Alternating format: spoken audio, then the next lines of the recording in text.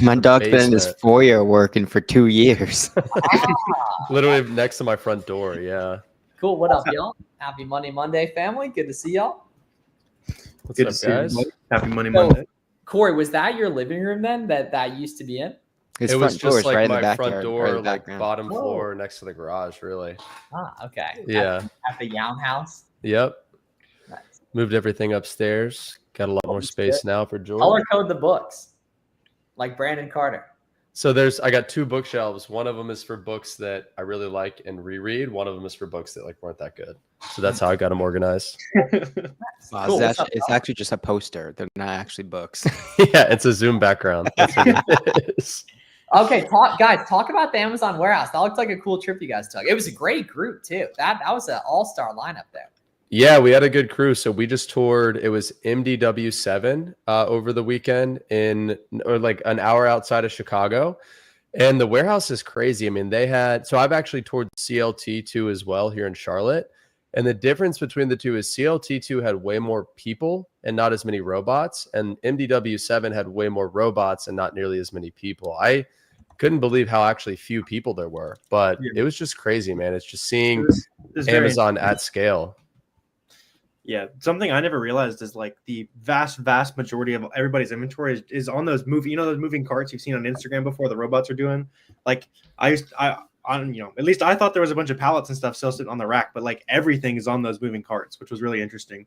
And it also makes you realize why storage fees are so expensive, because they're taking up a whole like placement on a moving cart basically. So it makes sense why shipping or storage fees are what they are for sure. It makes you wonder how they're not way higher, to be honest. Well, and the craziest stat of them all is the lady doing the tour. I guess our tour guide said that the time from customer placing the order to the time that it's on the dock going out for delivery is 90 minutes on average. So it gets picked, packed, insane, and ready for delivery in 90 minutes. That FC said their busiest day of the year, they put out 1 million different orders. Yeah. 1 million orders in 1 day. Orders in 1 day, man. Yeah. So that's what's that? How many orders is that per hour? Let's see. 1 million divided by 24. A lot. It's a lot, yeah. That is 41K an order. So that's 42,000 divided by minute. That's 700 units a minute. That's crazy. Yeah. What are like humans actually doing in the warehouse?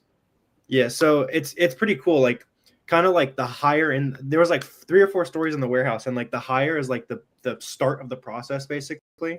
There was a lot that we couldn't, like returns and removal orders and that kind of stuff that we didn't even get to talk about. But they kind of just like pass everything along down the warehouse basically.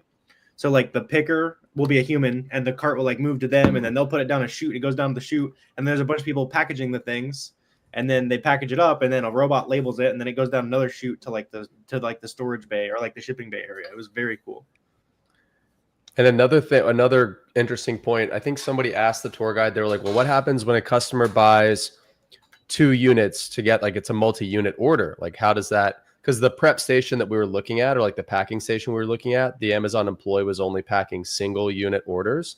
And she was like, oh, well, that's actually a proprietary, like that's a trade secret. Like we can't show you the section where people are packing multiple unit orders because that's basically secret. We're like, that's just, of all things to be secret, you wouldn't think that would be one of them, but it was, which I thought was interesting. But yeah, they got a lot of stuff they got to keep under wraps. It is funny that like they're fine with showing you the robots and all the advanced stuff, but like, oh, we can't show you how to put 2 things in one box. That's yeah. It's like, here's all the robots, but when we put 2 things in a box, can't show you that. I want to go chore an Amazon warehouse sometime. Yeah. So if this is your first Monday, so we come here live to you guys every Monday, 5 p.m. Eastern, to answer your questions about starting and growing an Amazon business. And I also, shameless plug, I posted a really good video earlier today on an awesome case study with a woman who went 0 to 20K a month on Amazon in 90 days, part-time, without quitting her 9 to 5, without any crazy experience, without creating her own product or anything. So watch that. Don't forget Amazon. I'm pretty sure there's one in my town. We should hit it up next time you're home. There's one in Brainingsville, which is between us. Then there's probably one in Reading too. Brainingsville low-key might be pretty close to Reading. But yeah, I completely agree. I have found an ASIN from the grocery category in which there are 11 FBM sellers. Can I go on that listing as the only FBA seller, or should I not be doing that? what drawbacks or plus points can I achieve? Yeah, so it might be, you know, hazmat or dangerous goods, or it might just be really, really heavy, like a drink pack, for example, where people are just fraud labeling it, unfortunately, where, you know, a lot of those drink listings are overrun by really not anywhere close to what you could be profitable FBM sellers. Even just the weights of the product alone, right there. And those are folks doing fraud labeling, unfortunately. Assuming that you're profitable FBA, then totally, and you can even price higher than the FBM people, like 5 to 10%, but probably a case of fraud labeling. Yep. What up, Chris? Chris Grant in chat. It's good, man.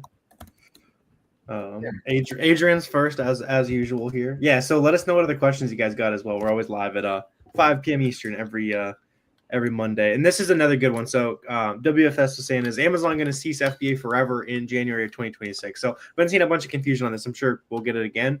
There was an email that went out that they're just not they're not going to prep stuff for you anymore.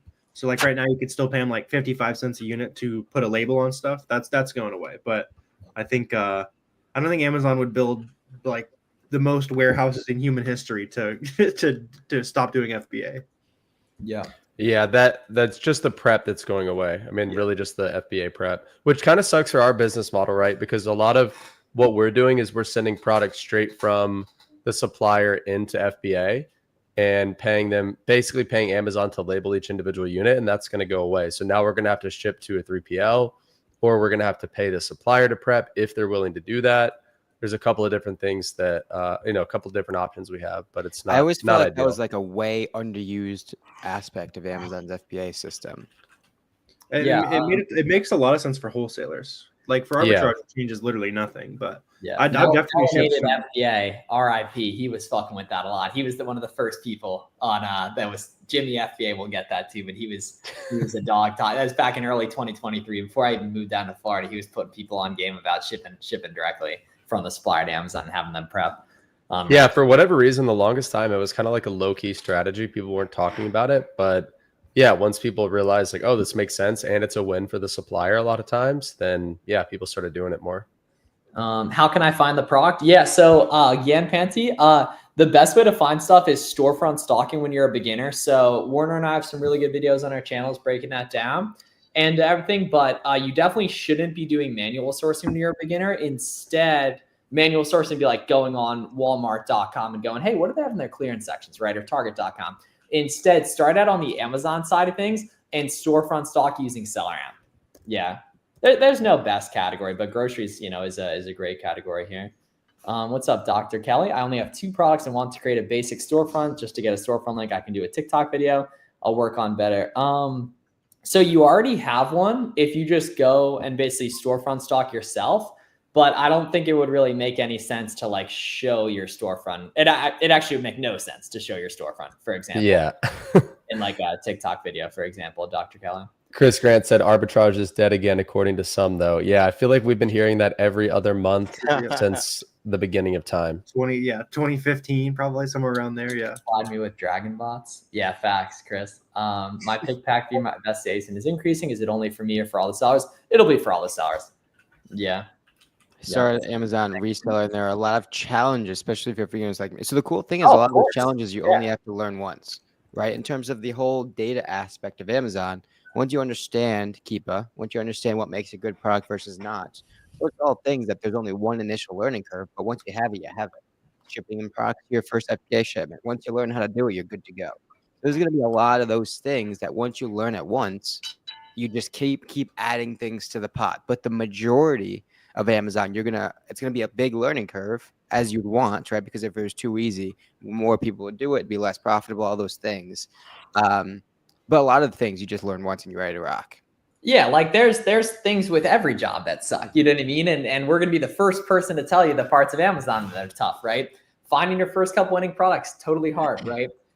Getting ungated, if you aren't okay getting declined a couple times, gonna feel hard, right? But you only got to overcome these dragons once, and then it becomes just blocking and tackling to go there further. Good question from Living Life with Charlie. Are you guys worried about tariff/price increases? So we're personally big fans of classical economic theory that the cost gets passed on to the customer. right there. But the nice thing is tariffs didn't affect the arbitrage model at all, just because it was, tariffs were about goods from China. We're buying goods from in the U.S. Right there.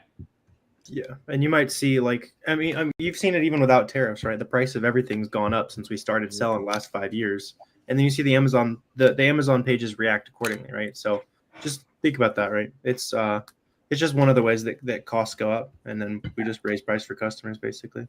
Yep. Josh had a good question about the change to feedback. Yes, because I know a lot of people are panicking about that, and it's not the best change, to be honest. So basically, if you guys don't know, you can leave a feedback now without leaving a comment, which typically you always had to leave a comment. So what that's going to mean is way more feedback and probably more negative feedback. But I'm not sure if it was originally with it or they'd made a change. If it's a 1-star feedback, they're still going to have to type out what happened. And if they type out what happened, 99% of the time, you're going to be able to get Amazon to remove the complaint, because there's almost always some aspect of it that's complaining about the product, and then you can just call it a product review and not a seller review, basically. I thought they were getting rid of the auto removal FBA orders or FBA feedback, though, like the request removal button. I haven't seen that. I haven't seen that either. I thought, I think Chris what said people 3 were stars and under require cool. written feedback. Yeah, nice. I saw 1 star, so 3 stars and under is even better. Yeah. So at that point, like written feedback, if you guys don't know, go into feedback, press request removal, and I don't think that's going anywhere. And you can just make a case with Amazon. Most of the time, they just remove it automatically, and sometimes, even though it might completely be your fault, you should still just go in there and rip it and try to get that feedback. Oh, always, every time. Yeah. Yep. Malik says, is starting with Auto and Gate, OA products, and FBM a good idea? Then when I get some more experience, do both FB and FBM? 100%. Yeah. Don't be afraid of stuff that's gated. But at the same time, like starting with Auto and Gates is fire. Warner and I both have free courses that show how that stuff's done. I had a really good coaching call last night, strictly on FBM sourcing with around 40 sellers on it, where we were literally just going in.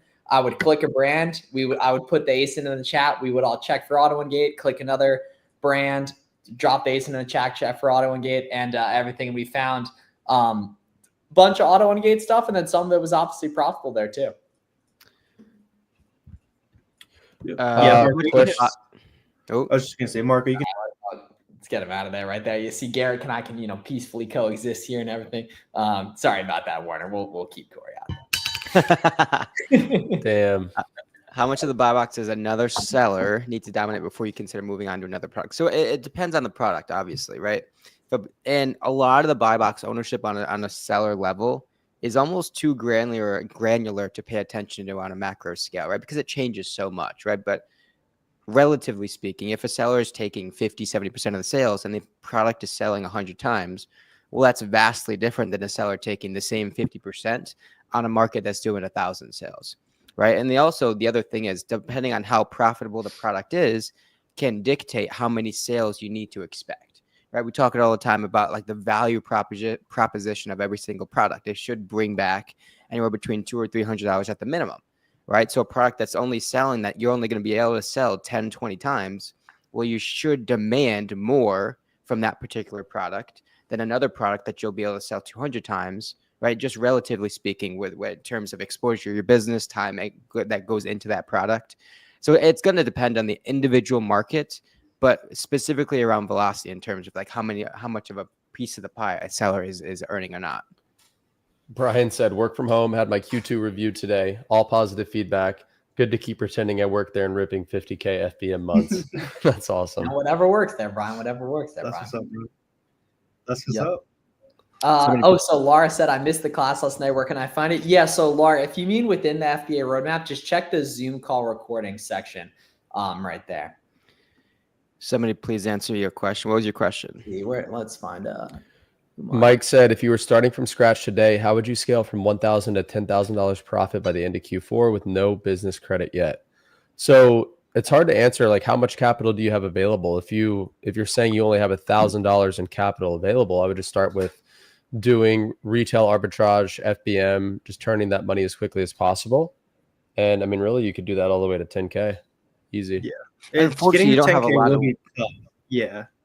Yeah. If you're talking about 10K total profit by the end of the year, I think it's doable if you're buying like. That's really what I assumed he meant. Oh, yeah. Get some FBMs. One thing that's interesting is if you look at a lot of like Like if any of you guys go look at like Crayola Kiva charts, you'll notice there's substantially less competition than than last year. So like, which would suggest there's less sellers than there were last year, which would logically, considering demand's only gone up on Amazon, mean this Q4 should be incredibly popping for a lot of you guys, which is fire. Yeah. Humayun, we can't. Humayun, can you send it again, man? Yeah, 10K GP is great. When you get that green cash stack, it's better. Makes sense. Yeah, that's a good point, Professor Pico. Right there, Jamal, of course, man. Yeah, I'll keep the questions coming too. That's a great pick. That's a great pick right there. Great profile pick. Yeah, clean right there. Yes, sir. Dude looks like he means business. Did we answer his question with the buy box? That's a pretty good question. What's up? Yeah, Jim. I don't think we answered his question about the buy box he was asking earlier. He's asking how much is the buy box? Does another seller need to dominate before you consider moving on to another product? That's a good question. Usually for me, it's like 70% or more. I'll run away basically. But the big thing is, especially just look at recent sales, like the last month. If somebody's hogging all of them, then be careful, unless it's like a really fast selling listings. Because sometimes you'll notice that even Amazon listings that say they have like 100% of the sales, if they sell fast enough, there'll still be a good amount of sales going to third-party sellers for whatever reason, if the Amazon's not showing that or whatever. Because you also have to remember that the buy box changes by address. So there's no one certain buy box data that's perfect for everyone. Yeah, and remember, pay attention to the new offer count as well. Like if that's fluctuating, if that's moving constantly up and down, then people are selling in and out, right? I would pay more attention to that than I would like the buy box statistics. So you'll need special privilege or permission from Amazon. It's not necessarily a permit. You'll just have to like go through a little form, request access, go on a waiting list, and they'll give it to you at some point. Boom, boom. He wants okay, Dale, English, brother, English. Why doesn't it make sense to show my storefront a TikTok video? Because no one's gonna buy like even if they did like look up your products, like that you would still have to be in the buy box for them and everything. It just doesn't really give you any benefit. Yeah, there's no you don't want to share your storefront with I like anybody. the way you're thinking outside the box, but yeah, honestly, like don't really worry about that, to be honest. Just because all the traffic just comes from existing demand on that. And like it's probably more of like a net negative, to be honest. Yeah. Back over 3,700. I no longer have access to my old phone number. Interesting. Okay. That's a very unique problem right there. So if you can't log in, I had something very similar recently, and I was able to get bailed out on a Google Voice number. If you can get them to that's what I relink was thinking. That's actually really easy to use. Yeah, too. I had some like weirdness with bank accounts and stuff, but I was able to get bailed out on that. Is the buy box pie chart always accurate and recent? Yeah, I mean, it's accurate as far as it's just pulling that data directly from Keepa. I assume you're talking about the pie chart on SellerAmp. So yeah, it's just going to pull directly from Keepa. As accurate as anything, yeah. Yeah, and like we were saying, like no buy box data is 100% correct because it's pulling from like a couple destinations. And obviously there's more than a few destinations that people have a buy box. So there's always going to be slight variance to it, but it's pretty doesn't accurate. necessarily need to be either. Right, you should be more concerned about where is the lowest price been over the past month, how many offers are there, how many competitive offers are there, how many times the product is actually selling, and just like the overall consistency over the past couple months. Yeah, compared it's to even more aggressive on Walmart, like the regional buy box. I don't know if you guys have heard too much about that, but like there's a ton of products where like Walmart gets the buy box on like this half of the country, and third parties winning it over here. So like there's even people who are buying from Walmart, shipping it to an FC on the other part of the country, selling there. So like, yeah, the how the buy box changes over the country can be pretty important. It would make sense on Walmart because they clearly don't have the logistical infrastructure built out yet. So they're definitely shipping farther than Amazon is. Ryan, I'm coming to Ohio later this month. So me, you, Joey, Andrew, and the other Joe got to get together. So that'll be a vibe. Right there. Competition from Amazon right there. Yeah, next gen. I just think you're overthinking it, man. Like, like you're looking for reasons to not make money, which tends to make it, pretty hard to make money on that. Let's see. Yeah, appreciate the love there. How much GP do you risk out in the wild? I think that might be, we're talking in gamer terms here, man. Anyone know? I'm pretty sure that is a RuneScape. Yeah. Oh, that's lit. Yeah. Okay. I was an 82 woodcutter. I was an 82 level woodcutter right there. I think there'd be a large percentage of people who grind like some kind of business that grinded something like degenerate as a kid.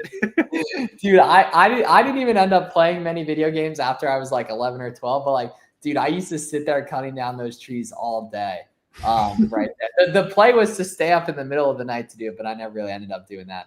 Honestly, I'm out. My jam was always. Oh, it's a vibe.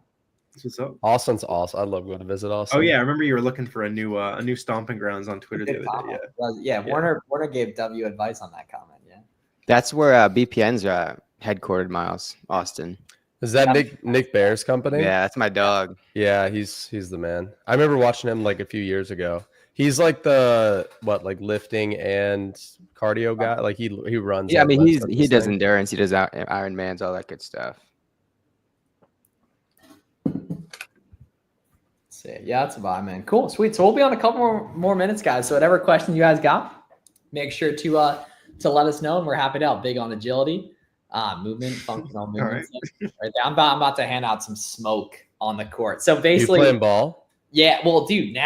So we're entering another Miami bull market because the internet money guys are playing basketball again. They took about 2.5 years off.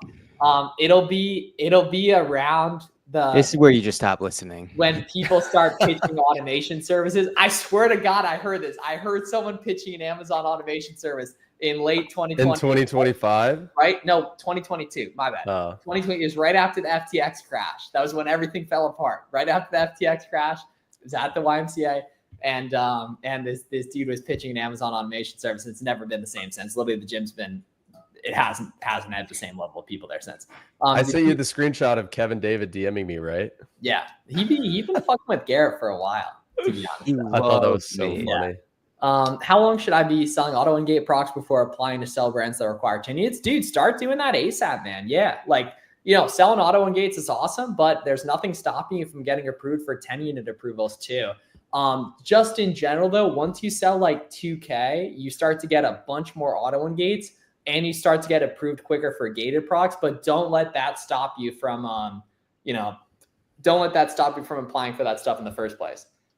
We hoop it in Vegas in March. Unfortunately, I think that the days of ASD are probably. I think the days of ASD are behind us potentially, but come to Sellers United in October. There's lots of other good trade shows to go to. Man, we gotta rally around a new trade show somewhere to get everybody together again. Yeah. Sweets and snacks in Illinois. That's an option. I've never been to Chicago besides the airport. Yeah. Well, that's crazy. Yeah, you gotta do Chicago a little bit. Melanie asked. I've never been. Yeah, we were there this past weekend. Melanie said, how can I become a wholesaler without a commercial address? Are there distributors out there that will ship to your house? So yeah, Melanie, plenty of distributors will ship to your house. Not all of them, but most of them will. And you don't necessarily need a commercial address, although it does help. You can also just ship to a prep center if they're like very strict on that. Prep center is a commercial address. But yeah, we've had some semi trucks rolling through the neighborhood before. Like, do what you got to do. Yeah. Do what you got to do. That's my first memory of Garrett is the picture of the pallet outside. How many square feet was that house, Garrett? Like 1,400 or something? No, it was 1,100. It was small. Really, it was less than that. Yeah. That was a good first crib though, man. You had I mean, no complaints. Yeah. You had the mattress on the floor right there.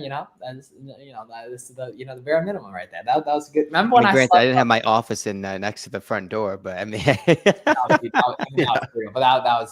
was a good neighborhood too. Yeah. I'm returning to the U.S. on August 8th. Grateful for Corey. It's been extremely helpful. Hell yeah, awesome. Man. Yeah, I love that.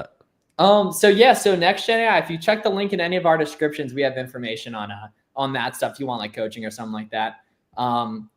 Office Max invoice workfront gating, yes. But obviously, unfortunately, because you typically get declined like 5, 10, maybe 15 times per brand, sometimes you get declined more. So what you should do is just really show the whole supply chain, right? So like show the order confirmation, the shipping confirmation, a picture of the product, the credit card statement showing the charge, the UPS tracking showing the purchase delivered to you from the retailer, right? A picture of the shipping label, a picture of the product, stack that up in one combined PDF when you have that whole supply chain. And then, it just makes it really easy for Amazon to approve right there. But some on-gate's just going to work super quick, right? And it'll approve just off the order confirmation email literally right after you buy it, Can you make a video on contracts and contract templates for brand direct wholesale? You've never made a single video on this, unfortunately, Corey. So when you say contract templates, what do you mean exactly? Because I'm not an attorney and I would never give somebody a contract template to go and lock down a brand. Probably just PO templates, like to set Yeah. it up. So Jimmy, I've given away a PO Jimmy's template the real before deal, multiple times. And I actually dropped yesterday. It was like over 4 hour long brand direct course on YouTube. So go check that out. That's going to probably give you all the information you're looking for when it comes to brand direct, Jimmy. Yeah, he's asking about cash flow as well.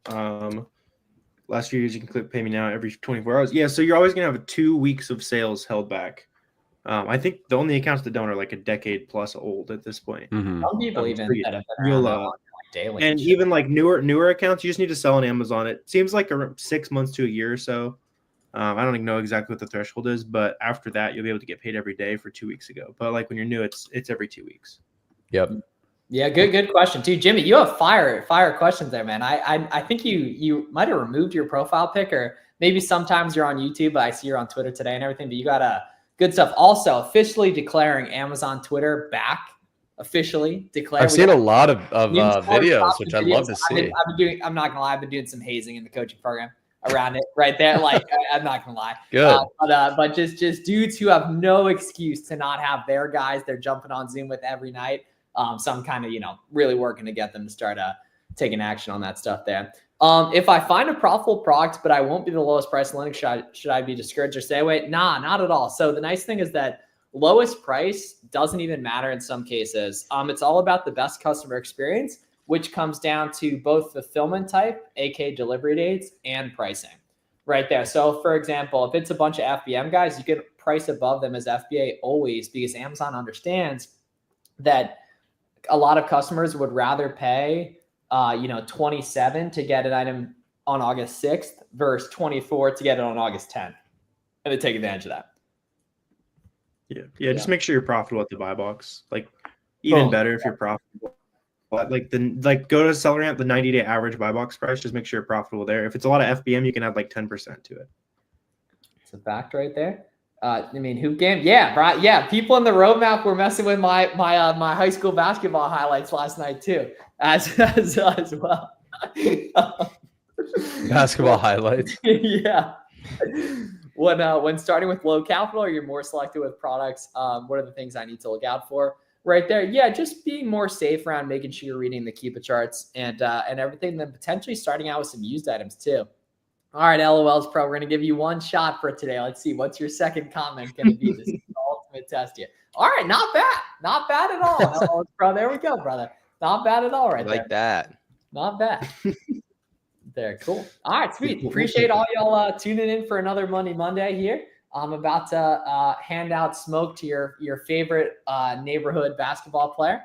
And everything. It should be a good time here tonight and everything. So y'all have a great day. Go check out the video I posted today and keep up the good work. Y'all let us know any way we can help, guys. We love helping you guys start and grow your business the right way here. See you guys. Be back next week. Y'all later. This week. Great.